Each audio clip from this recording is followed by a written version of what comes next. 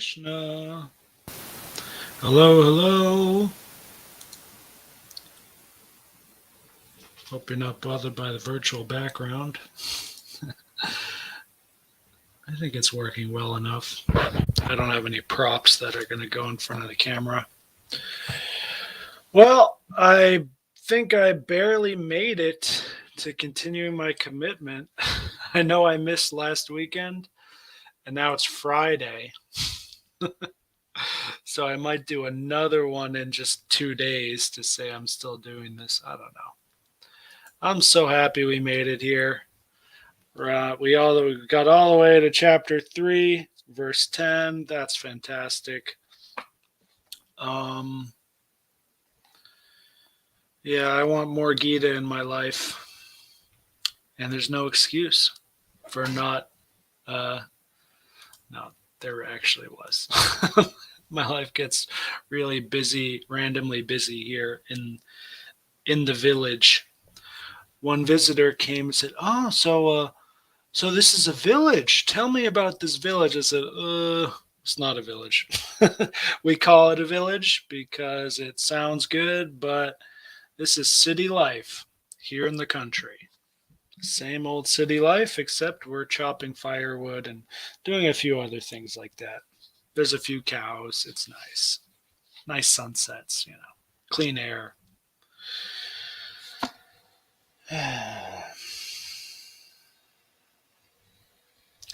Om Namo Bhagavate Vasudevaya.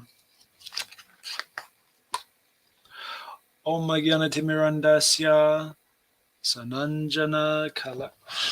Seeing if I'd memorized it. Nope, still haven't. I really like that first line there. It sounds so good.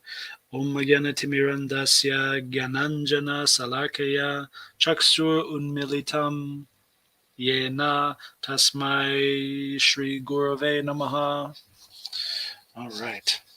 Verse 10. In the beginning of creation, the Lord of all creatures sent forth generations of men and demigods, along with sacrifices for Vishnu, and blessed them by saying, "Be thou happy by this yagya," sacrifice. Jagya, I think, is a better pronunciation. Anyway, because its performance will bestow upon you all desirable things. Really want to read the purport for this. The material creation by the Lord of creatures, Vishnu, is a chance offered to the conditioned souls to come back home, back to Godhead.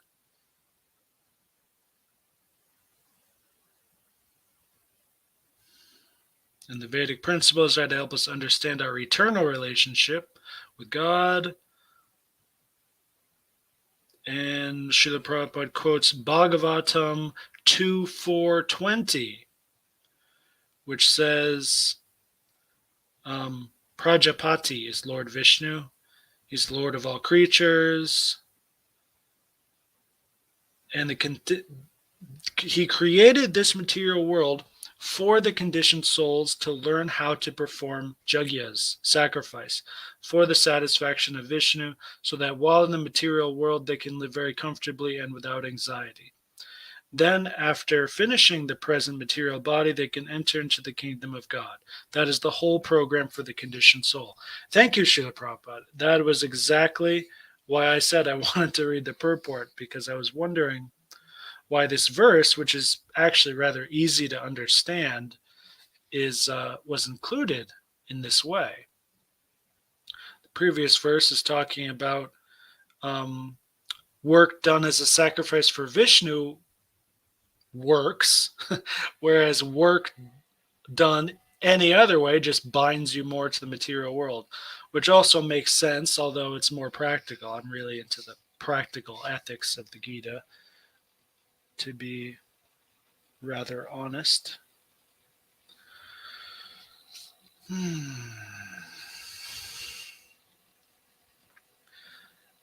And of course, in this age of Kali, Sankirtan Jagya, chanting of the holy names, is recommended by the scriptures.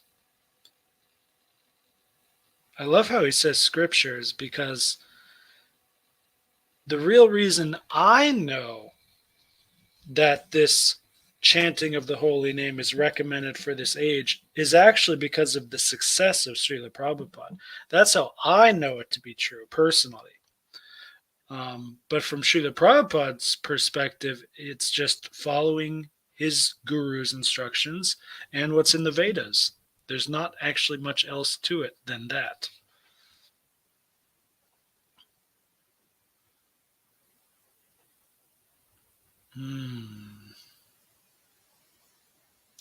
Lord Krishna, in his devotional form as Lord Chaitanya, is mentioned in the Bhagavatam with special reference to Sankirtan Jagya. That's 11.5.29.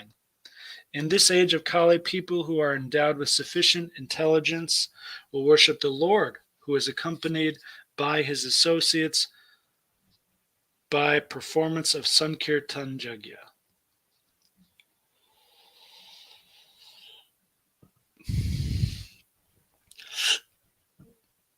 And other Jagyas in the Vedas are not easy to perform in this age, but the Sankirtan Jagya is easy and sublime for all purposes. Verse 11.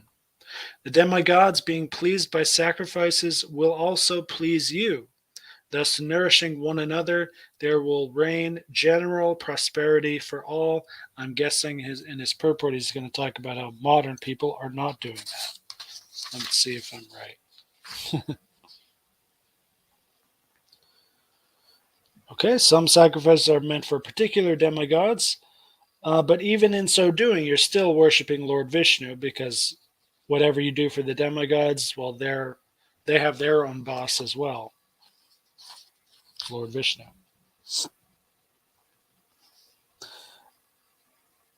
And in the Gita, stated that Krishna himself is the beneficiary of all kinds of sacrifice. Bhoktaram Jagya Tapasam.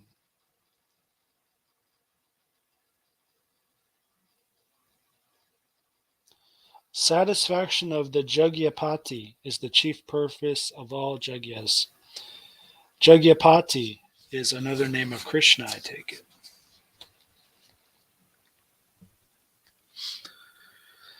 And of course, there are many side benefits of sacrifice, leading to liberation from the material bondage. And as mentioned previously, just a second ago, living comfortably, at least being able to live comfortably in this life without much anxiety, that comes from tapa, from jagya, from proper sacrifice. As will be explained in the following verse, by performance of sacrifice, one's eatables become sanctified, and by eating sanctified foodstuff, one's existence becomes purified. And by the purification of existence, finer tissues in the memory become sanctified.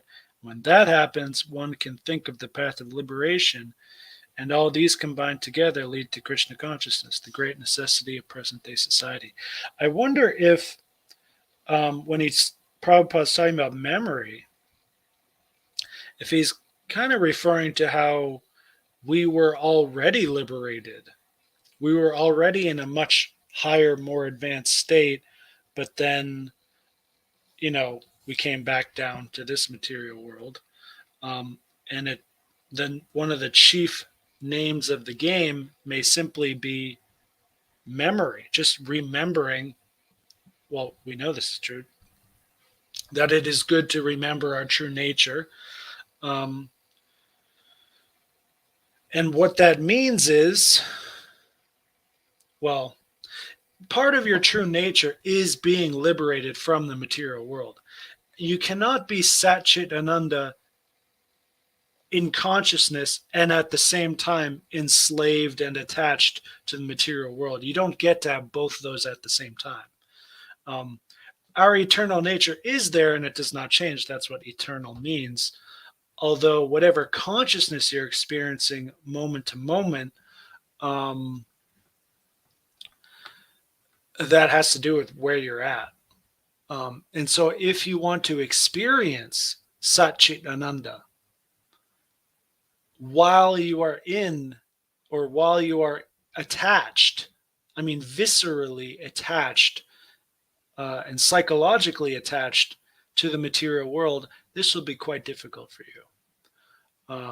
And one thing many people, including myself and you who are listening now, have experienced is that even if you are attached to the material world, when you get a little taste from doing Sankirtan Jagya, from chanting the holy names, when you get a little bit of bliss from that, just the tiniest little bit, it piques your interest and it opens up a door to this whole other world, um, which basically for Madhyama Adhikaris, for intermediate people on the path, that's what we're trying to do, is to just, we already walked through the door. Now we just got to stay there and stop looking back at what could have been, or how to improve our material life in different ways, and all these different habits we have from our conditioning. Madhyama means those habits are there, those conditionings are there, and we know they're not real, but we just do our best to stay detached from them and to stay focused on the end result. And of course, Uttama Adhikaris, their place is that they are, in fact, liberated from their conditioning, from their old habits. So even if there is a tinge, a residue of those habits existing, they don't even notice them. That's, to me, what Uttama means. It means you're not even aware of thinking about material things. Like maybe the thoughts still come from habit, that can happen, like, milk versus water when you're thirsty. you know that can happen. It's part of being embodied, is, you're going to think about, your senses will do different things. You'll be engaged in the world, in the physical world, in a bunch of different ways. But being a pure devotee, or Uttama Adhikari devotee, means you have zero attachment to these things and zero desire for these things, so that your your consciousness, your actual awareness, your day to day and moment to moment awareness is on more ras, more taste, more flavor for, Krishna and his associates, and all that, and also being a teacher. That's one of the definitive aspects of being expert in any field, is that you have more and more time to simply teach others and guide others to get to where you are. And in that sense, I'm not sure if I'm qualified to do these readings and classes and whatnot. Although, then again, a Madhyama has every right to teach a Kanista. That's just how it is. Just like an Uttama has every right to teach everyone else. um, and what I've seen in North America, more America than Canada. Canadians are definitely a bit more humble and decent than Americans. They're also more weak and pathetic, but that's a good trade-off. It's the same with the Chinese. They can be very weak and pathetic and sheepish, but they're also very decent and humble, and there's like a genuine virtue at the bottom of it. So I can still hold high respect for them. But God, these Americans, they all think they're right. Everyone's right and everyone else is wrong all at the same time. It's utter nonsense. So it's not good enough. Like they're worse than Kanista. They're not beginners. They're worse than that, because they're beginners who think they are expert, and will not take criticism well at all in any way, even constructive criticism. They might nod and say yes, but then they go back to their home and think, "Oh God, I can't believe he said that about me." Oh, I have no qualifications for teaching such people. I just don't know how. Even conceptually, I'm kind of at a loss. I feel like It's only miracles that get through to people like that. And like Prabhupada said, purity is the essence. And until I have a higher purity, I better give up. There's nothing really I can do there. All right. Verse 12. In charge of the various necessities of life, the demigods, being satisfied by the performance of sacrifice, yajna, supply all necessities to man. But he who enjoys these gifts without offering them to the demigods in return is certainly a thief. This is a very good verse, especially in terms of societal consequences, because um, when it rains and there's food and you go to the store and it's all bountiful, plentiful, a lot of that has nothing to do with you. And it has everything to do with sacrifices of a ton of other people. And even if the farmers may be meat eaters or atheists or whatever, they're sacrificing, they're putting hard work in to make that food, and they are trusting their livelihood with the transportation teams to deliver it, and then the money guys to pay them, and then it's a whole system. And there's a lot of service involved. That's just how it is. um, so at the very least, if you can't even say thank you, which is what offering them to the demigods in return means, that's what it means. The simplest bare bones necessity of what Krishna is talking about in this verse is saying grace. It's what Christians call saying grace. That's the bare minimum. When I say bare minimum, I mean what, as far as I know, this is standard practice in like American Christianity. You know, you prepare a meal, often including meat, which is not really bona fide to eat as a spiritual or religious practice, at least not without saying any sort of prayer. I mean, you have to do something. These animals have feelings just like we do. They suffer when we kill them to eat them. They actually suffer, believe it or not. Um, but anyway, they make a meal, then they sit down together, they hold hands, and then they say, "Dear Lord, thank you for this bread," and so on. Thank you.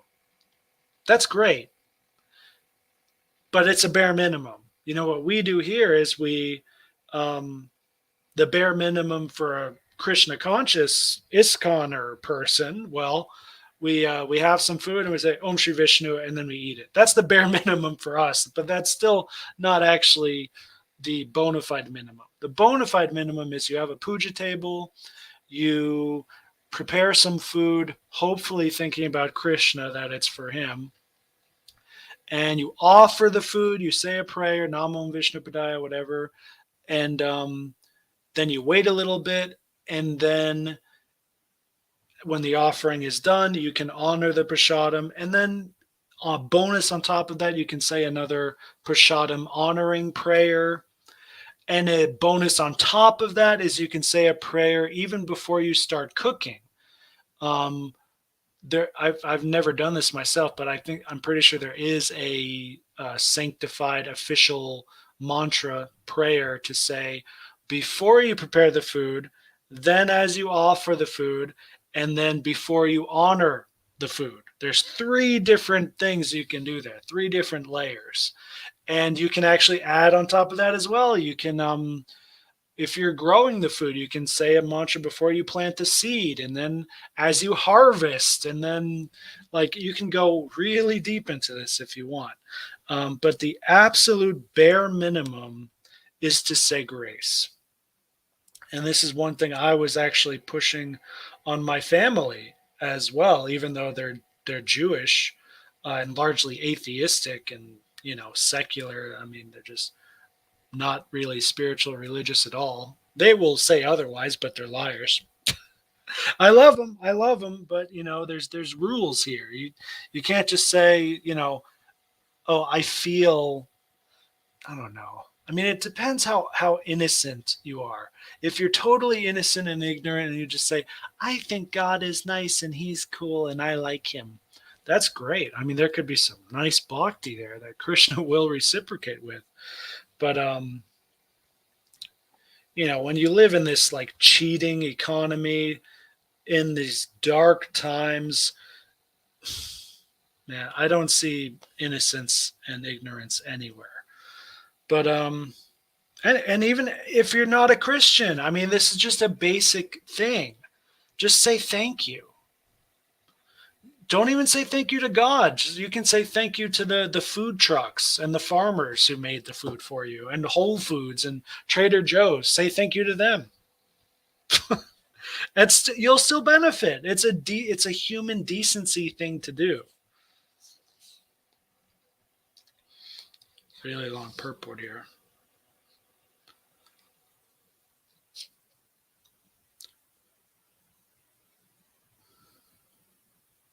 Um, for ordinary men, at least 5 jugyas, known as Pancha Mahajugya, are necessary. Um, I am going to look that up because actually Prabhupada doesn't say what the 5 are here. Obviously, Pancha means 5, like Panchatattva, and Maha means great. So the 5 great sacrifices.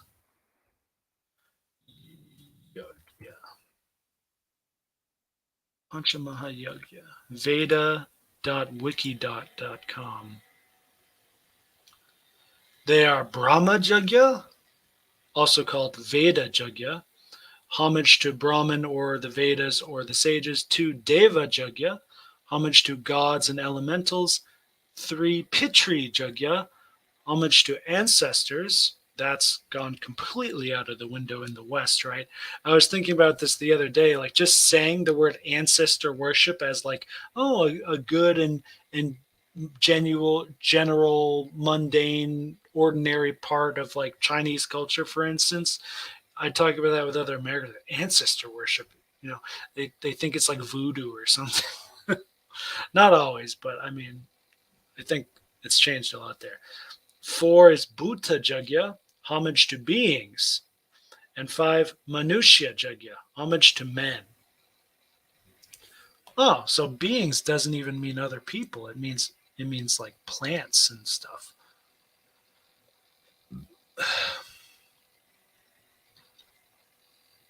The performance of these 5 jagyas is conducive to his spiritual evolution. He gradually learns he is not a separate entity, but part of a great whole. He gets help from his friends, relatives, and fellow beings. His parents give him his body.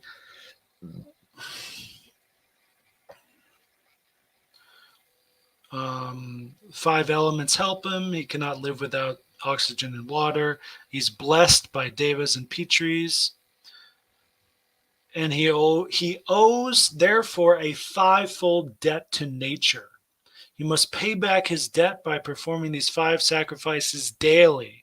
Further, numerous insects are killed by him unconsciously during walking, sleeping, sweeping, grinding, cooking, etc.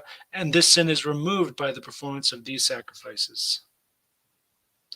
The Upanishads suggest that one can make inner jagyas by offering up bits of the little self into the fires of sadhana and tapas until the greater self shines forth. Well, I gotta say, that Upanishads, that's definitely my technique, but I am still going to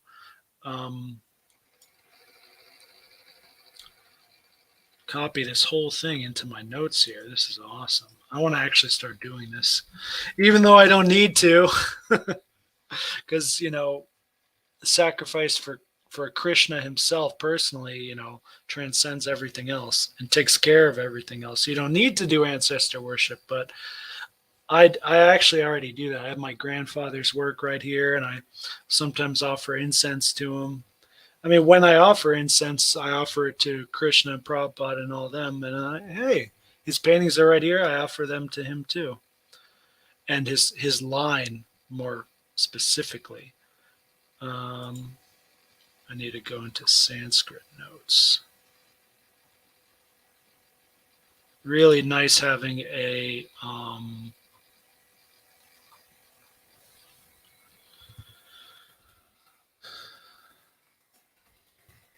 little notebook things to look after, especially Sanskrit pronunciation guy. Oh, so much good stuff. Anyway, let's continue.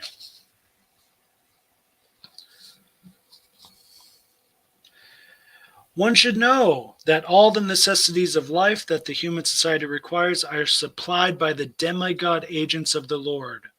Period. No one can manufacture anything. Period. I wish I could make those periods even bigger because this is a little bit dense, the words here from Srila Prabhupada in a good way. All the eatables, yep, require rainwater and all this stuff and heat light water. We can't manufacture any of them. We're fully dependent on the sun, of course. Ooh, manganese, sulfur, mercury. Yeah, all of these are supplied to us.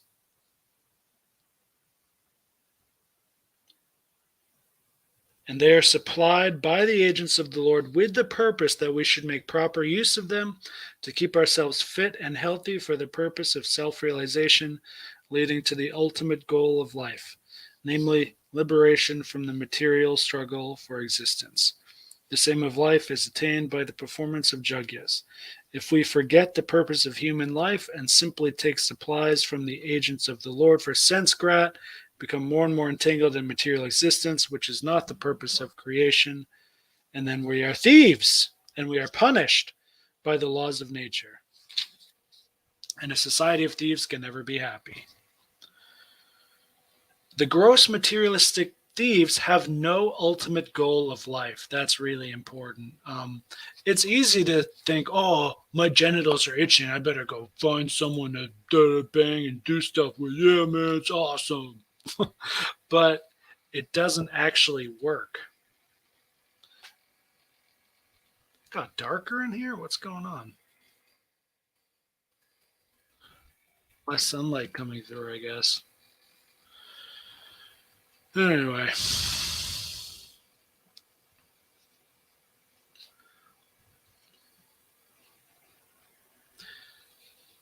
Oh yeah, I was talking about like when you have an urge, like even if you fulfill that urge, guess what happens? It just comes back. There's just another urge. It never ends.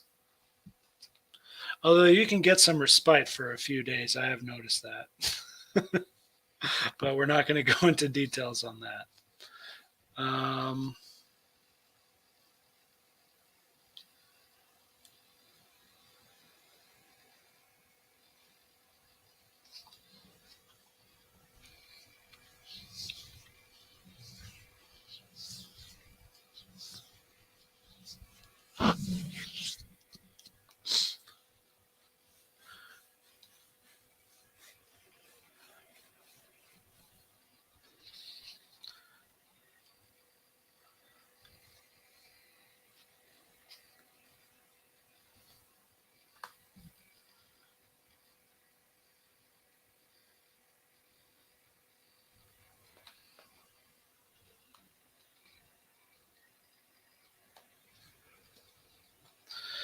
Oh God, I'm just getting so bewildered by thinking of all these garbage temptations that can happen. Oh my. I was totally lost for a second there. Totally forgot I was like reading live. Oh man. You can get totally lost. Verse 13. The devotees of the Lord are released from all kinds of sins because they eat food which is offered first for sacrifice. Others who prepare food for personal sense enjoyment verily eat only sin. That's another critical verse I'm going to put in my notes. We are at 3:13. Eat only sin. Food not offered.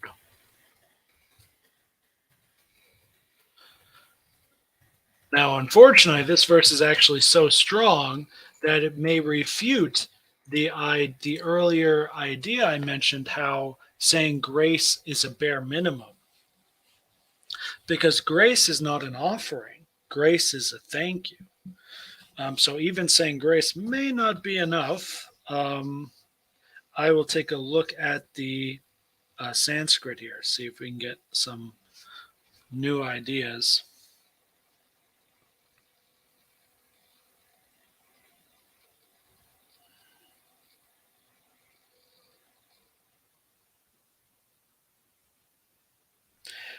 Oh, yeah. So Krishna uses the word jagyasista, which Prabhupada translates as food taken after performance of jagya. Very important to read the Sanskrit, guys. Um, and just as I predicted, saying grace is bona fide. Um, it's a kind of sacrifice. And offering in English, that word offering, um,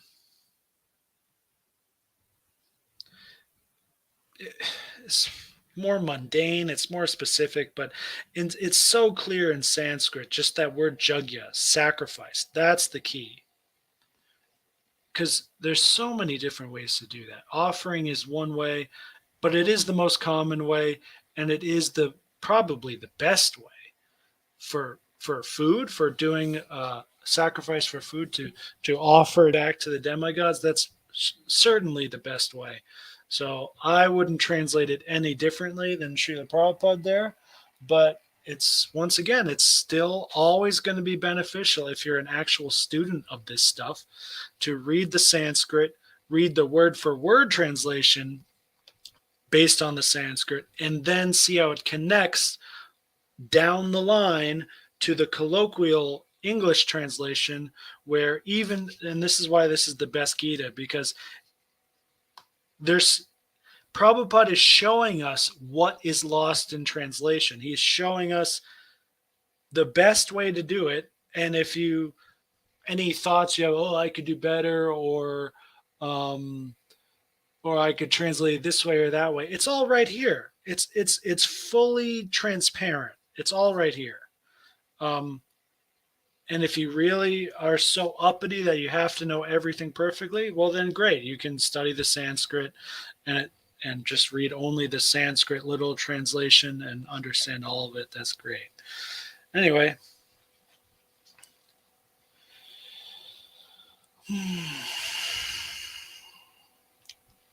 the the devotees are called santas because they are always in love with Krishna.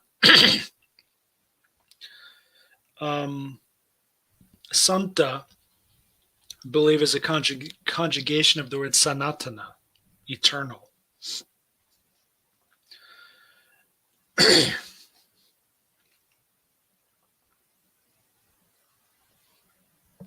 And there are different modes of devotional service to do jagyas, such as Shravanam, Kirtanam, Smaranam, Archanam.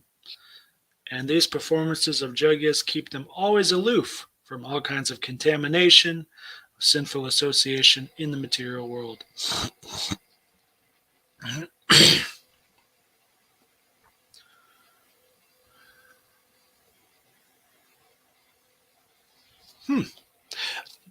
Verse 14, all living bodies subsist on food grains which are produced from rains. Rains are produced by performance of jagya, and jagya is born of prescribed duties.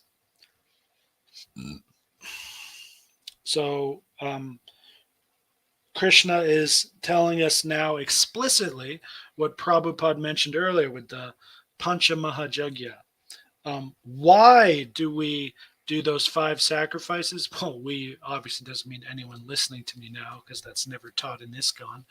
But why? Yeah, why do we do sacrifices to other living entities, the demigods, and the whole thing? Because that's what it is. It's one whole thing, one whole interdependent, complete system. Um, and within that system, people are doing jivas, let me say, jivas are doing their sacrifices based on their nature.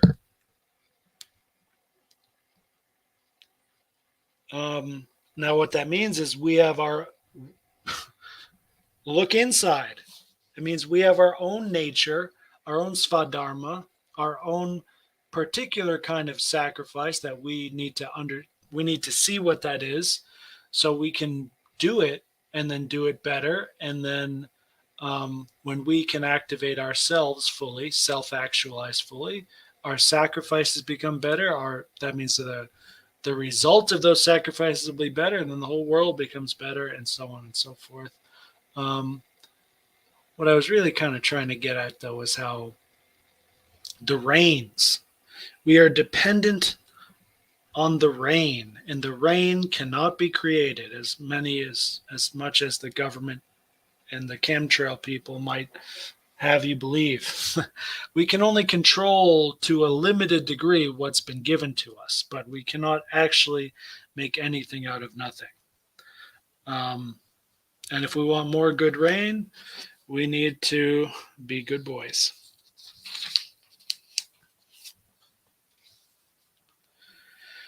The Lord is also known as Jagya Purusha, the personal beneficiary of all sacrifices, and the master of all demigods. Ooh, little vaccine quote here.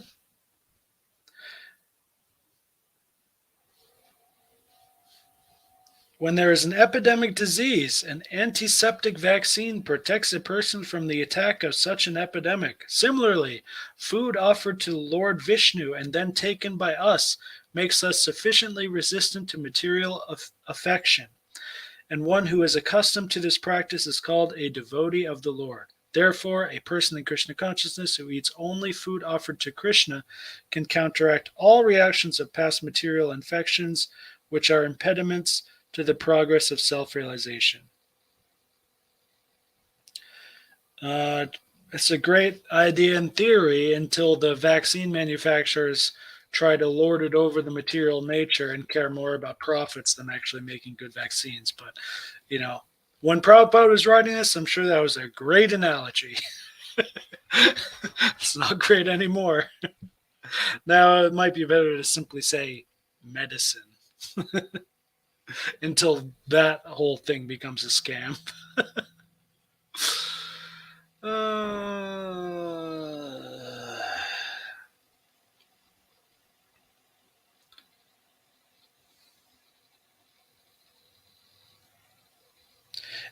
An interesting point here. Human beings who are accustomed to eating meat and flesh must also depend on the production of vegetation in order to eat the animals. The animals need to eat too in order to eat the animals.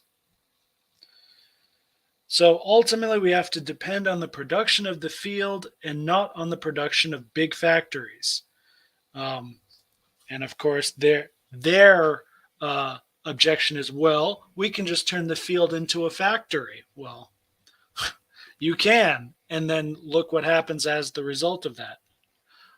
Bad stuff happens. That's what happens. Bad stuff happens.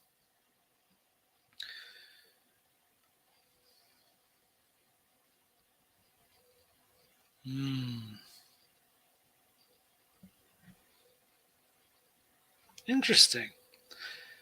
This Sankirtan Jagya must therefore be performed to save us at least from scarcity of food supply. Very strong, relevant sentence from Srila Prabhupada. That's the last in the purport there. Do you want to have better food supply? Chant more. Obviously, you'll have to, it's nice to also grow food and plant seeds and, put the work in. But you can also just chant. I mean, what's the worst that can happen? You do run out of food and then you die? Well, that's great.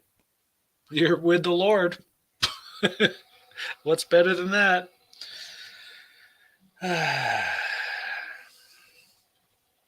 Verse 15. Regulated activities are prescribed in the Vedas, and the Vedas are directly manifested from the Supreme Personality of Godhead. Consequently, the all-pervading transcendence is eternally situated in acts of sacrifice.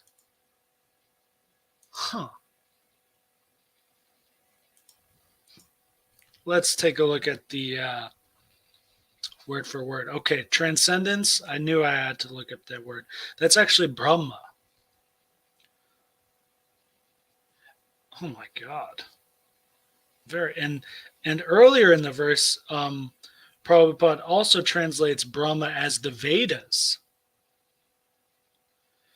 So the word is karma Brahma Udbhavam, means work produced from Brahma or the Vedas. Vidhi. Oh man, that's my new favorite word. It's like Veda, Vidya, Vidhi. Vidhi means one should know. Oh, beautiful. Just great language.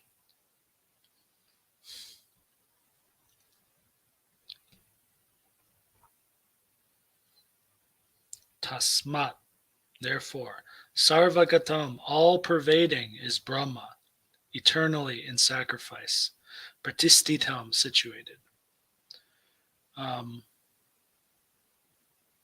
So here, Brahma means the Vedas, and it also means transcendence, and it also means like the supreme, right? But Akshara, the supreme Brahman, the personality of Godhead, Akshara, it seems, well, it's actually Brahmakshara. But it seemed like Prabhupada was translating only Akshara as Krishna, but then Brahma as not even the demigod Brahma, Lord Brahma, but more the the impersonal Brahman, the Brahman, the ultimate, the supreme, the transcendental.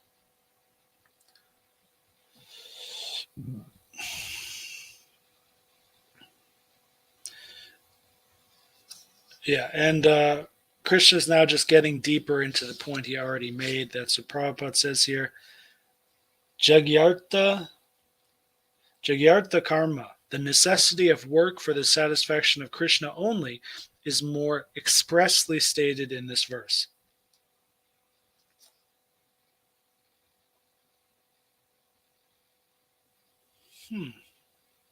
If we are to work for the satisfaction of Vishnu, then we must find out the direction of work in Brahman or the transcendental Vedas. So the Vedas are therefore codes of working directions. And anything performed without the direction of the Vedas is called vikarma, or unauthorized or sinful work. Got to use the user manual.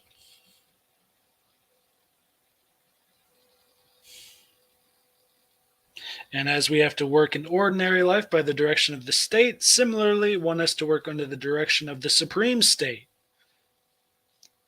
of the Lord. And these directions in the Vedas are directly manifested from the breathing of Krishna. The four Vedas are all emanations from the breathing of the great personality of Godhead. The Lord can speak by breathing air, as it is confirmed in Brahma Samhita.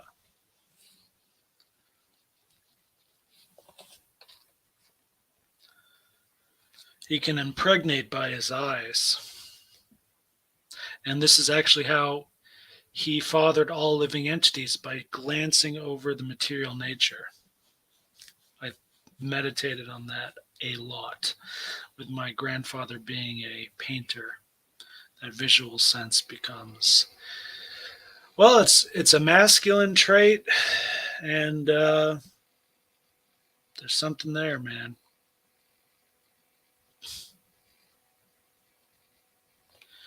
Anyway.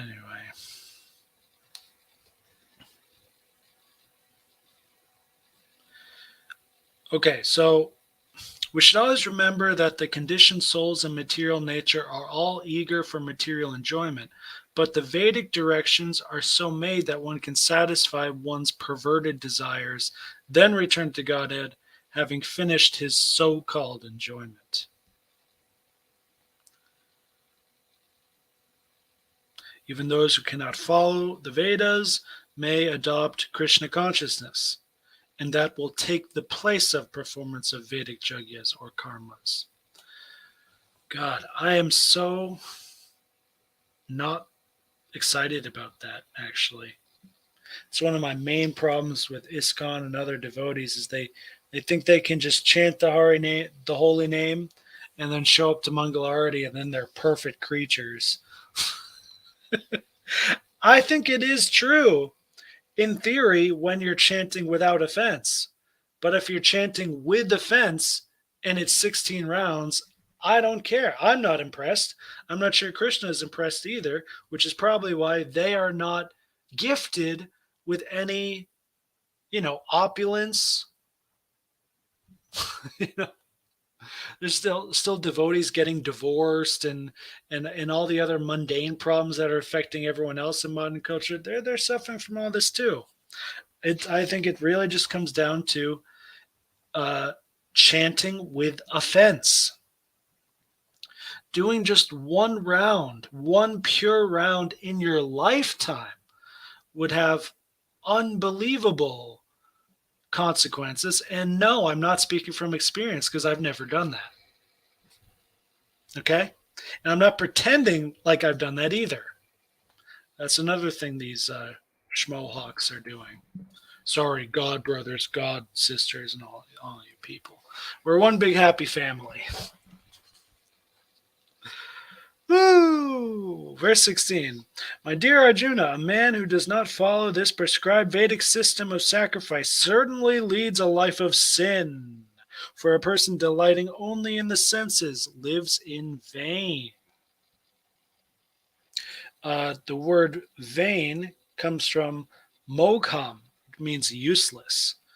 Um, it's simply useless to follow your sins. It doesn't actually go anywhere. As I said earlier, you get an urge, you get and you get an urge in your belly to eat or in your genitals to bang or whatever, and then get even if you're able to actually, wow, I fulfilled my desire. Whoa, man, it was awesome. Oh, dude, let's smoke a cigarette and celebrate. And then a few minutes go by, an hour goes by, and you go, wait a second, I want more. Yeah, because it doesn't end. By definition, yes, you will want more. That's how you know it's not real. Eternal things are everlasting. They never go away, nor are they born. They are not for to be born. They are realized. They're here all the time. You simply realize them and become in union with them or out of union with them. That is eternal tattva, how that works, as opposed to the temporary and the false things. The Mammonist philosophy of work very hard and enjoy Sanskrit is condemned herein by the Lord. I don't know what Mammonist means. Let's look that up.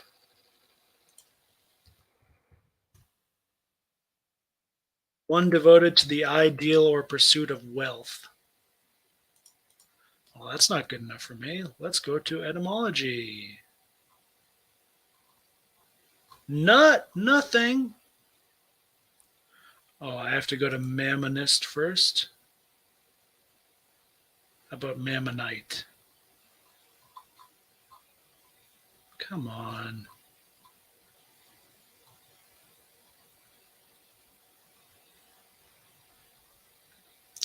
Oh, it's because it's not dictionary.com. It's Merriam-Webster, which sucks. Greedy pursuit of riches from mammon plus ism. Okay, well, let me look up mammon. Origin of Mammon. Recorded before year 1000. Middle English from late Latin mammona, mammonas, blah, blah, blah. From Greek, mammonas. From Aramaic, mammona, riches and wealth, which could be related to the word manna. It's from Aramaic, though. So this is a very ancient word.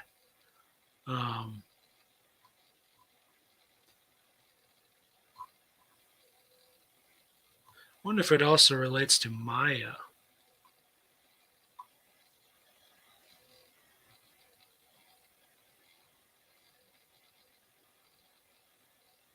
Interesting.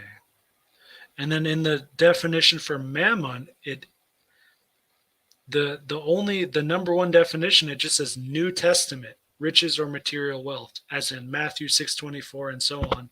So it doesn't even I love how it's just only the biblical definition.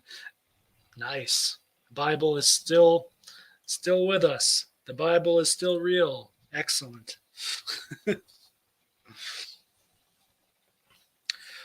So for those who want to enjoy this material world, the cycle of performing sacrifices is absolutely necessary. And you're living a very risky life, being condemned more and more if you do not. But another thing we have to keep in mind is that this human form of life is specifically meant for self-realization in one of the three main ways: karma, jnana, or bhakti yoga. There is no necessity of rigidly following the performances of the prescribed yagyas for the transcendentalists who are above vice and virtue, but those who are engaged in sense gratification require purification by the above-mentioned cycle of yagya performances.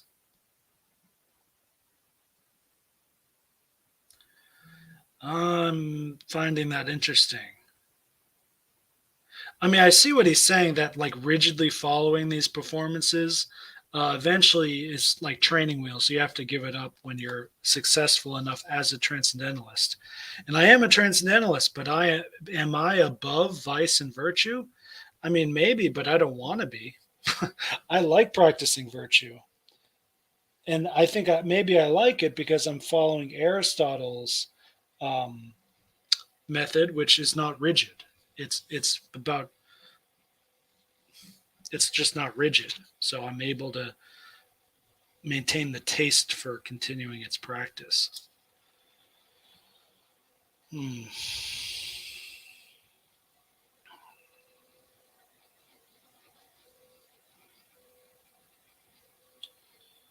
This Jagya system is planned in such a way that sensory conscious persons may satisfy their desires without becoming entangled in the reaction of sense grat. This prosperity of the world depends not on their own efforts, but on the background arrangement of the Lord, which is carried out by the demigods. Perfect. That's exactly describing what's happening.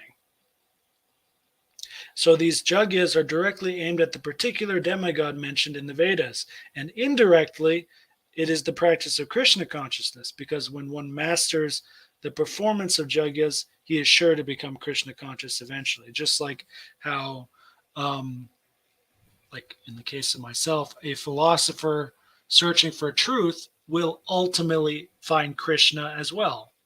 The path of jnana will lead to perfection, just like karma can.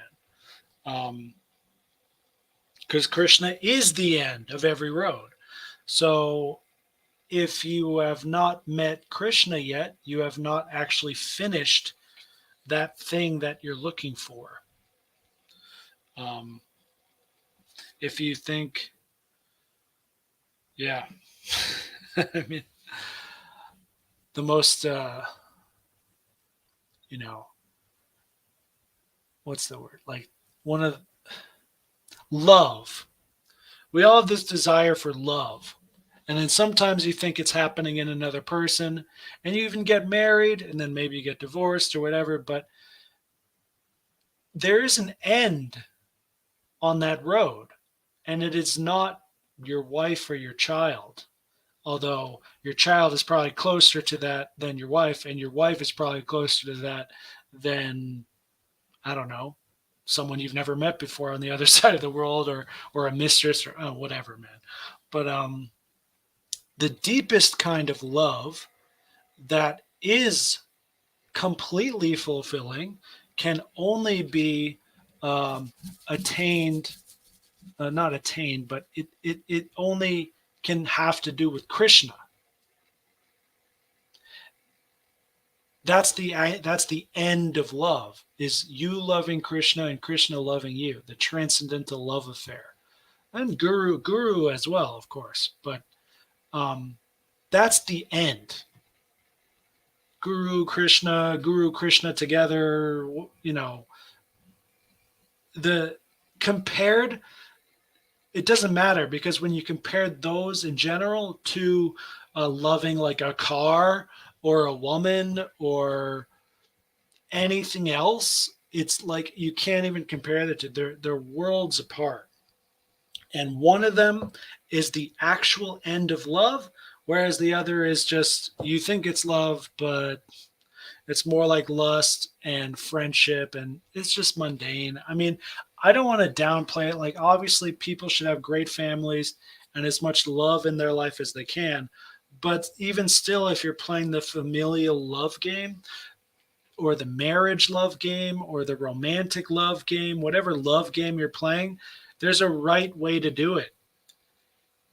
And in general, unconditional love is far better than conditional love.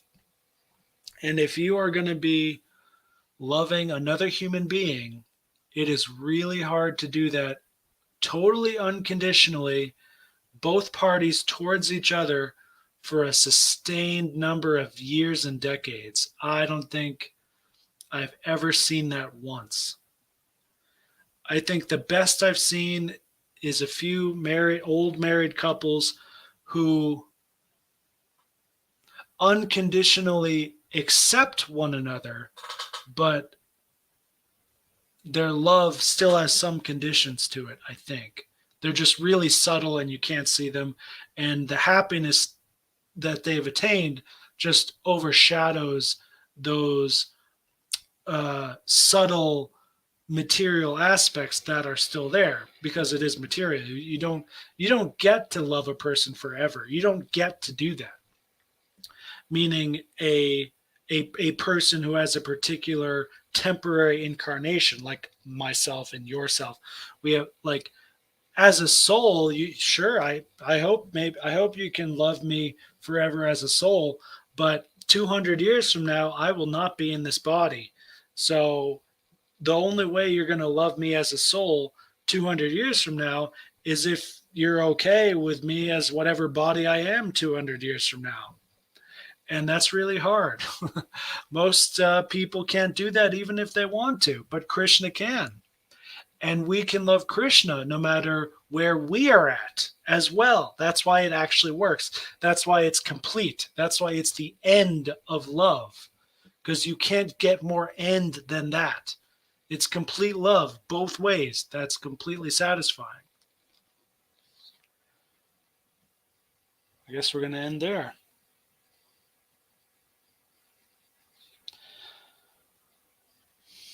Okay, one more thing at the end of the purport here.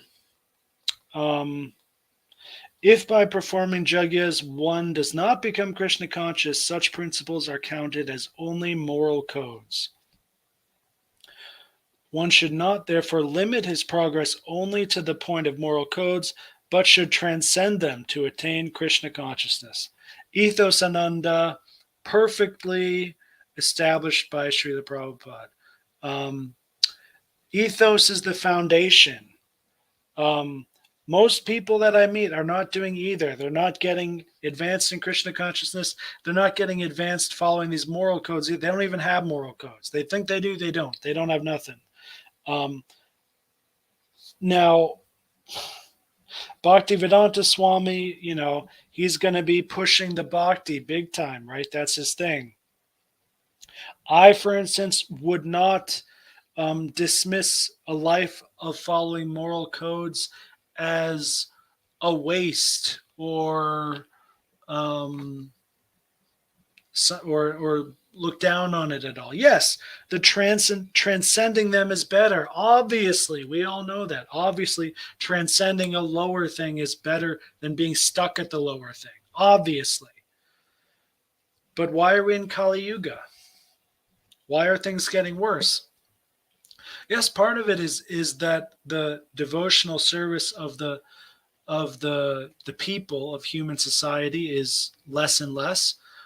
But what is going on alongside that? The adherence to moral codes and virtue is degrading as well. So, and sometimes you get stale on the path of bhakti. You do your offering every day and you think, and you notice you're just mumbling the mantras or whatever. And you might find it more exciting to follow some moral code. Go study martial arts for a few months, if it's exciting to do that, and it's probably a good idea to do that. And then eventually you'll get bored with that. You get bored with the ethos, then you go back to the Ananda. And if you can't finish everything with the Ananda and it's getting stale, or you want to boost it in some other way, you go back to ethos. This is what ethos Ananda means. So please inquire within.